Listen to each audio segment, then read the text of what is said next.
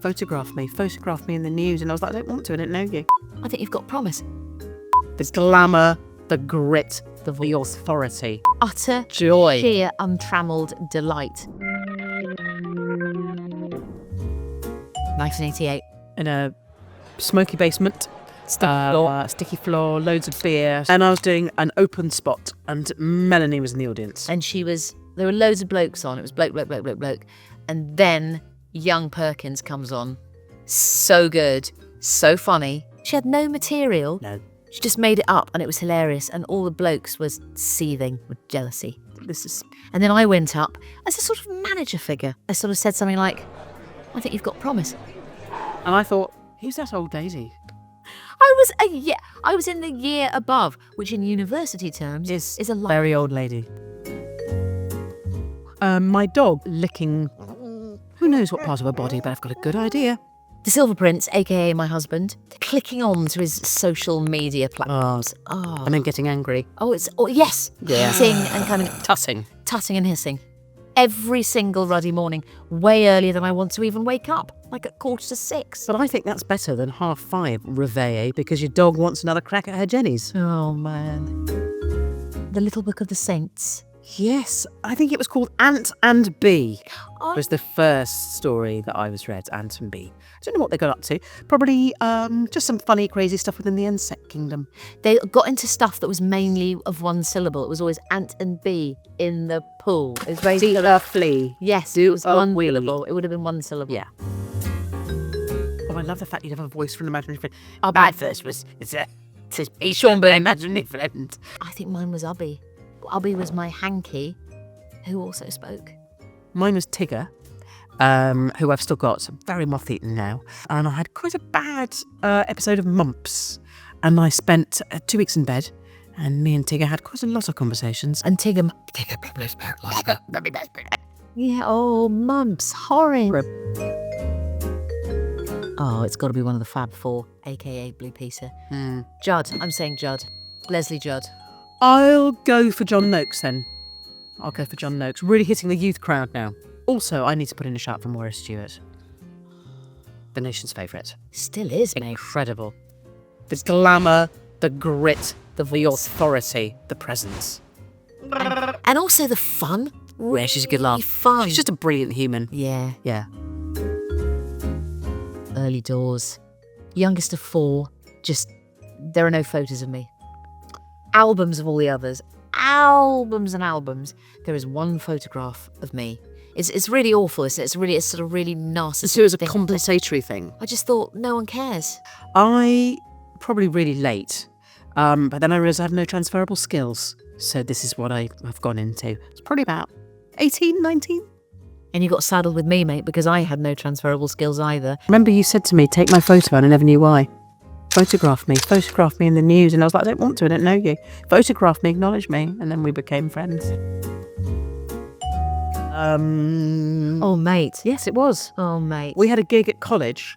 A friend of ours... Just for that. Yeah, a friend of ours pulled out. And it was our friend Giedroyc and a couple of others. And we were under the name, it was a sort of loose sketch outfit under the name... The Friends of Emma Pierce. The Friends of Emma Pierce. It was in front of about 400 drunk people. I don't remember Rose Garnett's face, mate. Yes. Garnett was like this. No, Garnett was just like this. Yeah. So I remember confusion. Huh? Not booing, confusion. Hostility, mate. So you've got laughter, which is a peak goal. Then you've got a sort of silence, which is not nice. And then... Well, it can be awe and wonder. Then you've got booing, and then we've got confusion. That's the 9th boulder of hell for the performer. Just not even understanding what you're trying to do. They can't even get to a response because what you're doing is so unimaginably weird. And I have to say, the lighting didn't help. Oh, yes. I don't know we did it together. My first voiceover was in a very small cubbyhole in Soho. It was for a video game, a fighty kind of video game. And I had to provide some noises for the Russian character. Just go, ah! Ugh. But all that more. It was just really weird that to do that. Now imagine you've been kicked in your solar plexus. Like that. Can I just say I never saw hide nor hair of the video game after that? I was paid in cash and asked to leave. I was asked to do a voiceover. It was one of the first ones I ever did, so I was a bit green. And I think they saw my foreign name and they thought, right, we'll get her in for this. And they said, right, could you do this in Japanese? Could you do do this in a Japanese accent? But I took myself off the gig. I just said, I'm not doing this. That's the right way to go. I used to listen to a lot of audiobooks. They were always voiced by Martin Jarvis, who my mum has a crush on. So we grew up listening to tapes of Martin Jarvis basically reading out phone directories, with my mum going, oh, isn't it wonderful? I think the first thing I listened to was, in terms of like the modern day version, was an early Stephen Fry book. Might have been was it Hippopotamus he did? Yeah. Might have been one of his early ones. But I listened to a lot of true crime. I'm terrible. I'm one of those people who listen to, Cryptoqueen or, one of those. But I try not to make them too killy. I like more of a mystery. Mystery. She does. I don't like a podcast that begins with somebody in a lake. But there's been some quite good sort of conspiracy ones and some quite good sort of mystery ones that I like. For me, I would say audiobooks, Margolyes doing Roald Dahl. Oh, Margolyes doing anything. A loop. They are brilliant. And also Alan Bennett reading Winnie the Pooh. Oh my days. I still listen to that, mate, if I feel sad. Do you only listen to children's books? Yeah. Listen to children's books. In truth, utter, sheer, untrammeled delight. Yeah. It went too fast, mate. It went really speedily. So quickly. Do you know what? I was just so excited to do something so freewheeling and something that's just purely us. For better or worse, mate. It was a pleasure. I think a lot of the podcast is just us weeding. There's a lot of sort of dead air with just sort of that going in. It's a lot of that. Literally, it's that. And occasionally me saying, explaining to Mel what sex is.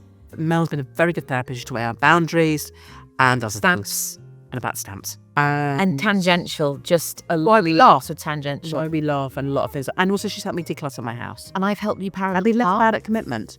Well, You've been very helpful and I haven't. you're rumbling. Yeah, I'm really hungry. I'm hungry as well. Let's stop for lunch.